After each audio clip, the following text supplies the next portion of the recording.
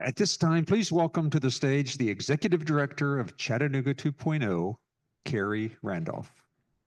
Hey, y'all. Okay. I have 10 minutes to light a spark. So buckle up, and I have a timer. So here we go. So I could have used Sarah's last slide as kind of the overarching theme for the work we're trying to do in Chattanooga. So I'm going to take you to Hamilton County with me and talk about some work that we're doing. And if you're interested, please come join our breakout session to learn more, because this is going to be really fast. So at 2.0, we are the cradle to career backbone for Chattanooga, Hamilton County. We use all the buzzwords, cross-sector, collective impact, all of that stuff. But I want to show you kind of what that means and how it relates to this work. I got to get my timer going. Okay. So I don't know how, oh, it's the giant arrow, just so you know. Okay. So we at the heart are working hard on economic mobility every day. We really think about our work as driving toward a thriving and inclusive economy for all residents of Hamilton County. And in order to do that, we've set 3 big bets. So we are we're working hard every day in early childhood, in literacy, and in education to workforce. So I'm going to focus on education to workforce today, but know that those other pieces we see as really critical to achieving these goals. And the way that we're really thinking about doing that is there's words up here on the screen around our mission, but the way I think about that is we're building hope and belief. So those numbers that Sarah showed earlier are generational challenges facing our community and your communities. So how do we build hope and belief that we can actually change those outcomes? Because we've been working hard for a long time and in many ways haven't seen them change. So we really think about our work as driving the kind of points of light. So we hold a dashboard for the community around these 5 focus areas. And the viable pathways work I'm going to talk to you about is really focused on those last 3. So college and career ready graduates, 6-year college attainment rate, and the number of 25 to 34-year-olds earning a thriving wage. So back to SCORE's TN30 goals, we have taken those local. And if you want to dig into our dashboard, it's on our website. You'll see that we're looking at contextual and contributing indicators. What are the things that are contributing to these really deeply entrenched outcomes, and how can we move those? So this is one of our big bets. So I'm going to dig into this one with you. But this is really deep work around workforce. And let me say this. So my background is in, I was a research scientist and became a teacher. But so I have a real data bent. That's why I mentioned that. But I worked in K-12 and higher ed for a long time. And those are systems that we work hard on every day. Many of you are working hard on those. We don't really have what I would call a workforce system. That is not unique to us in Hamilton County or this state. Just doesn't have all the elements of a system, I would argue. It has some awesome people working really hard every day. But what we've learned is our role as an intermediary and bringing all those folks together has been critical. So I want you to listen to that as we created some proof points. So this is just an illustration to say what we've been talking about today, that we know that everywhere along the way for our kids, we lose them in that pipeline to that thriving wage job. There's things that are happening in their lives that we're losing them. So we really think about viable pathways as sealing those leaks in the pipeline, if you will, and creating those really defined, clear pathways for kids where we can make promises to them and their families around what's ahead for them. So we have established 5 criteria around these pathways. You see those on the screen. The first is we are building viable pathways to initial thriving wage jobs. And for Hamilton County, we have done some really thoughtful work in deciding that that is $50,000 plus benefits. That is what it takes to have a thriving, livable wage in our community. So the pathways that we're building start there. They start at jobs that make that amount. The next is we have employers at the table co-building these with us. So this is back to that kind of grail of having an employer there. And I would love, the panelists earlier talked about investment in those pathways. We're working on that and have some of that. But they're with us at the table all along the way to build the pathway, but also as we work on continuous improvement. One of the things we've really tried to build are feedback loops. So what are we hearing from students? What are we hearing from employers? What are we hearing from post-secondary partners? And as we work to continually improve these pathways. These are industry informed training. We're a little honestly agnostic about the type of training. Is it a 2 or 4-year degree? Is it non-credit? Is it for credit? We're trying to build connections between those, but that training is more important that it leads to a job. And that's the metric that we are measuring every day. Completion and all those things are super important, but are they in a thriving wage job at the end of, not the end, but as part of their thriving wage pathway?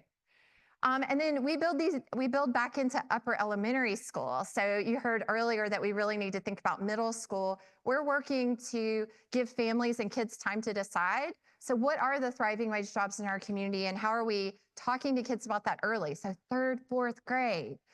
So one of our pathways is a line working pathway, and we have some lessons that we've developed when kids are learning about electricity in 4th grade. You're learning about electricity, we can introduce line working just as a job. I wrote a little lesson when they're learning right triangles. Do you remember when you were asked to determine the height of a pole? Well, it turns out you need to know that if you're a line worker. And so we're like, hey kids, you know when you're going to use this, right? You're gonna need to know this if you want to be a line worker. So, and we can talk to them about that career. And then we really think a lot about removing all barriers. So stealing a phrase from our friends at Blue Sky, which I know many of you know about, but we really use an intrusive advising approach and a mentoring approach. And we follow our pathway students all the way through the first years of that job. So we start early with them, build strong relationships with them and their families, and we go the distance with them until we know they're on that pathway to economic mobility and success. So we have done a lot of thinking, and grateful to our friends at SCORE for helping us think about this. Back to the data conversation earlier, we don't have a comprehensive data system, in my opinion, that helps us make decisions around what the viable pathways in our community are. In other words, where are the jobs that we have, the careers that we have now that make $50,000 or more, and they will be there 10 years from now, because we're building these for kids. So we need to make sure they persist. So we looked at Department of Labor data, we looked at we looked at all the data, and then we took that to our employers and said, does this forecast resonate with what you're seeing currently and what you anticipate? And sometimes the answer was, yes, absolutely it does. And sometimes the answer was, no, it absolutely does not.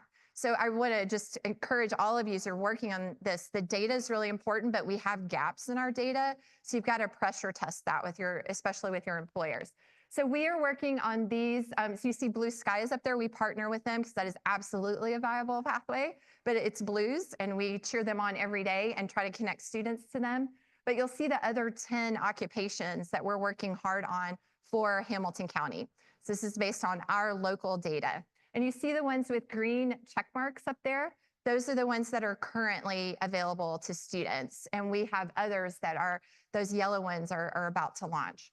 So we have a line worker pathway, and each of these pathways has a table, and this is a partnership table. So it's the employers. So for line working, it's TVA, EPB, our local power board. It often has funders, the Benwood Foundation. We have the Hamilton County Schools, they're at the table. IBEW is at this table, and our post-secondary partner. So we meet regularly. We've set a goal. We talk about where we are with that goal. We talk about challenges. We talk about opportunities, and we work to move that forward for our students. So that's our longest running pathway right now. Welding, we launched. It has multiple employers at the table. And then data analysts, we just launched, and the students are halfway through right now, our first cohort. We also have been working really hard on apprenticeships. And you'll see that many of these pathways, the little icons, you'll see that often there is an apprenticeship opportunity. We want to have multiple pathways with multiple post-secondary opportunities that fit students' lives wherever possible. So like data analysts, there's a 4-year degree pathway, but we also have an apprenticeship pathway for that. So what works best for a student will help get them there. And by the way, we work really hard to make these debt-free, which I'm happy to talk more about, but you'll have to come to the session later. These are innovative apprenticeships available in our community through Apprenticeships Building America grant through the Department of Labor that we're a subrecipient of. And I just throw these up here because these are not your typical apprenticeships, but they're learn and earn opportunities in really some high need areas. So we're working really hard to connect these to employers. And Emily's here with us today and will speak at our panel later. She is our first apprentice who's completed the front end development pathway with a local employer. So if you want to learn more, you can hear more from her. So the other piece I want to talk to you about is, to Sarah's point about there's lots of missing pieces. In Tennessee, we have so many amazing assets. So, Stephen talked about the financial aid that we have available, and President Boyd, that we have available to our students. It's amazing, but we know there's still gaps for them. And we also know that there's gaps in hope and belief. So this is where I'll come back to where I started. How do we build hope and belief among our families early on that post-secondary is for them and there's a path for them? And how do we help provide the supports along the way? So just a few weeks ago, we were thrilled to launch the Chattanooga Future Fund. And this is a career and college savings account for every kindergarten and middle school student in Hamilton County. Yes, we're super excited. It's a community investment in our kids. It plants a seed. Every kid has an account reserved in their name that's in Hamilton County Public Schools in those grades over the next 5 years. That will ultimately reach 38,000 kids in Hamilton County. But hear me say, the money is a start, and it's a financial asset that we know is important. But more important than that, we are looking at our kids in the face and saying, we believe in you and your future so much. We're investing in it today because we know that that's the future of our community too. So that's been really exciting. And the data, if you haven't ever looked into CSAs and the data, there's been some programs that have been around for a long time. Oklahoma has shown that kids with even $100 to $500 in an account are 3 times more likely to go to post-secondary, 4 times more likely to graduate. Those are huge numbers. And not only that, what we see is this belief system where early on a kindergartner and their family are thinking about themselves as doing something after high school. That is very powerful for kids and their families. So we're really excited about this and feel like it is starting to build that financial and that social capital asset that Sarah was talking about in our community.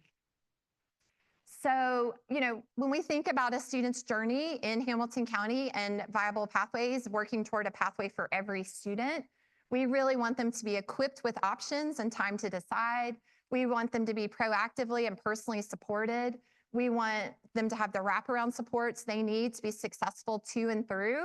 We want them to have that financial and social capital. We want them to have those transferable skills and durable skills, all the things we've been talking about today. And we want them to come out as close to debt-free as possible and be immediately hired by an employer. And that's what we're measuring, who's immediately hired and on their path to a thriving wage job. And I'll just tell you right now, when you work with a student who grew up in public housing and you get a text from them one day about the new truck they just bought and the apartment they just rented, like, this is student by student. When you think about all means all, it's actually student by student. And that's what is so exciting. And that's, I think, why we're all here today. So I just wanted to say that. So if you want to learn more, come hang out with us in a little bit in our session. And Mayor Wamp is here to talk about the role of government in all of this. And you'll see that's a link with the website. And we have some great videos if you want to see some more personalized stories from some of our students. Thank you. I'm going to turn it over.